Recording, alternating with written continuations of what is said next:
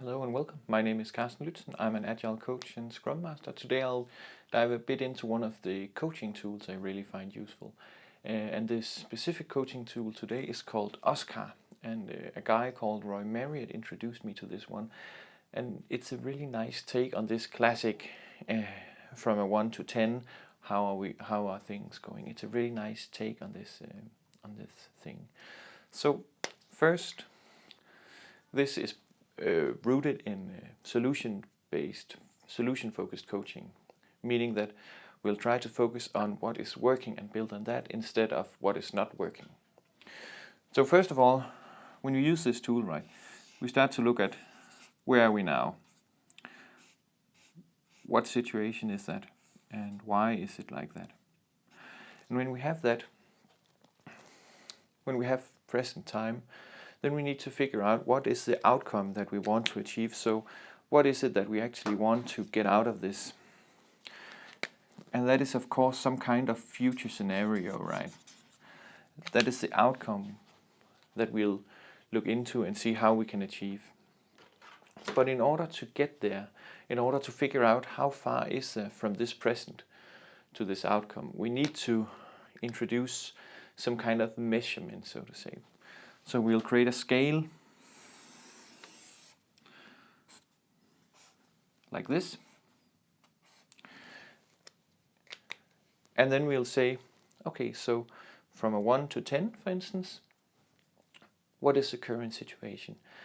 And to stage set it, we'll make 1 completely unrealistic and 10 the same. So 1 is the entire world is in flames and nothing works, and 10 is that we're almost in a Zen-like state of everything is perfect and it cannot get any better. And we do that to make sure, or to try to alleviate the problem with setting KPIs and stuff like that on this.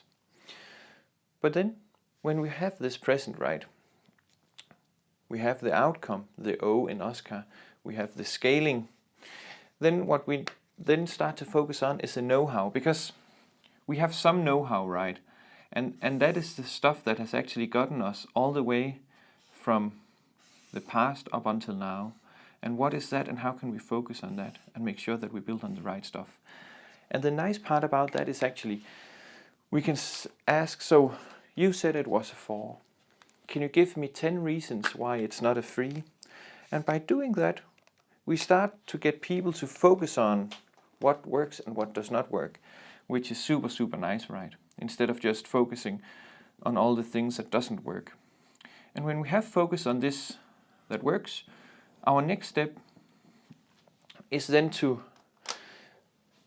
affirm that we actually hear and then produce actions that can move us forward. But how do we make these actions so that it's actually something doable? And that is, we need to make these really small increments, because we can't achieve the end state just like that. We need to make these small baby steps that we can then follow and see how are going. And we can't make them because it's the coachee, right, that is the subject matter expert.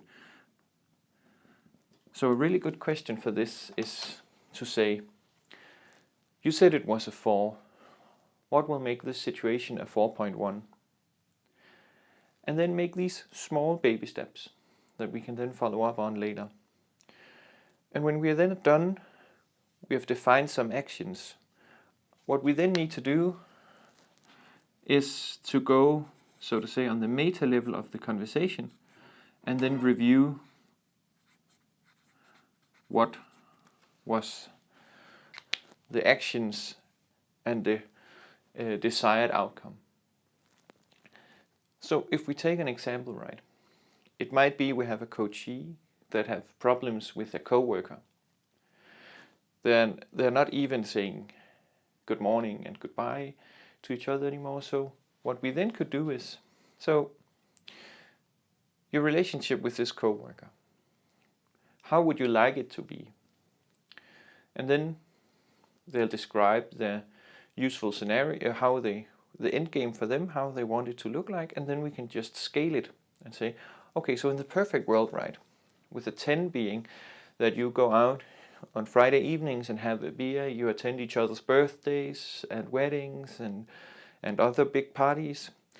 If that's a 10, and 0 is when every time he or she enters the room, you leave and you actually quit your job because of him, where are we now?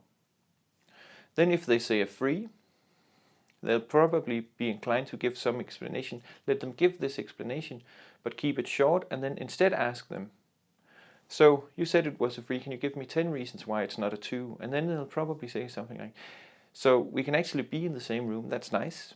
We can actually send emails to each other, that's nice. And keep that list going, so we get into the state of, okay, we actually have something that works. Next question. To make it a 4.1 or a 3.1, what do it take to do that?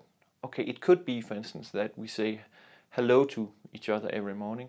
And because we only have one side of the issue here, right, we can only get that person to do it because we cannot change others, we can only change ourselves. So making sure that this person then starts to actually live out these actions is really important. I can really recommend you to look into this solution-focused approach and also this OSKAR model. It's a really nice trick to have under the tool belt.